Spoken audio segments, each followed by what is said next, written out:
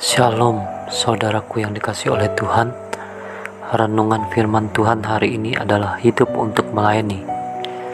Dalam kitab Yohanes 12 ayat 26, firman Tuhan berkata, "Barang siapa melayani aku, dia harus mengikuti aku, dan di mana aku berada, di sanalah hambaku berada. Barang siapa melayani aku, dia akan dihormati oleh Bapa."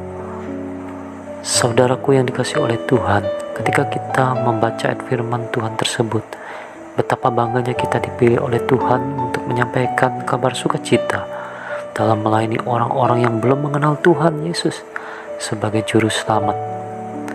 Nah, di sini saya ada pertanyaan buat saudara. Apakah melayani Tuhan itu mudah?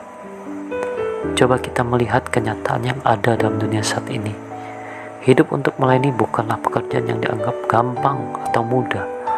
Justru sebaliknya adalah tantangan yang harus dihadapi oleh orang-orang percaya yang mau mempersembahkan hidupnya kepada Tuhan, seperti dikatakan dalam kitab Roma 12 ayat 1.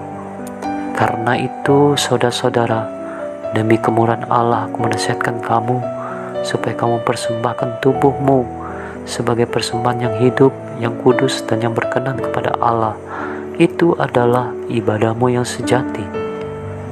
Dalam ayat tersebut, Rasul Paulus ingin memberi nasihat dan mengingatkan kepada setiap orang percaya agar sungguh-sungguh mempersembahkan hidup untuk melayani Tuhan. Ketika firman Tuhan ini disampaikan oleh Paulus dalam pelayanannya, tidak semua orang yang mendengar dan menjadi percaya karena mereka ingin hidup untuk dilayani, bukan untuk melayani. Demikian juga dengan kita di zaman ini, banyak orang yang mau hidupnya dilayani dengan kepuasan tersendiri. Tetapi berbeda dengan Tuhan Yesus yang hadir ke dalam dunia untuk melayani dan bukan untuk dilayani, seperti yang tertulis dalam kitab Injil Matius 20 ayat 28 berkata, "Sama seperti Anak Manusia datang bukan untuk dilayani, melainkan untuk melayani dan untuk memberikan nyawanya menjadi tebusan bagi banyak orang." Saudaraku yang dikasihi oleh Tuhan, di sini kita melihat bukti bahwa Tuhan datang untuk menjadi teladan dalam melayani dan menjadi penebus dosa manusia, sehingga kehidupan umat manusia menjadi damai dan ada sukacita yang dahsyat karena Kristus yang telah mengorbankan nyawanya bagi setiap orang yang percaya.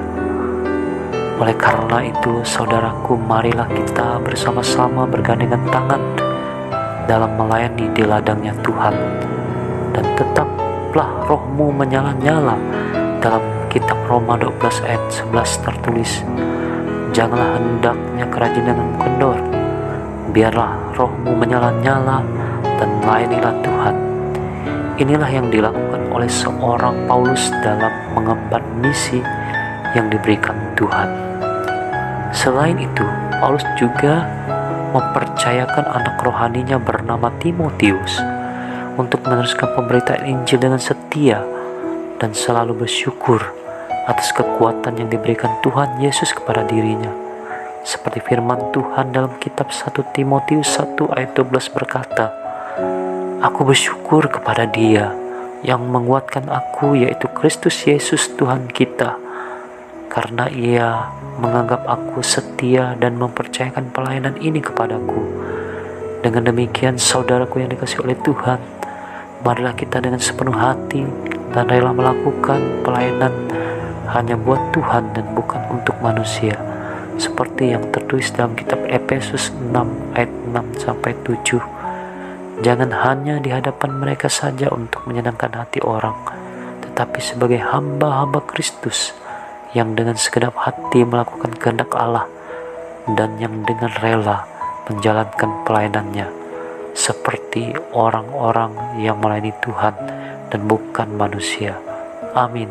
Tuhan Yesus memberkati.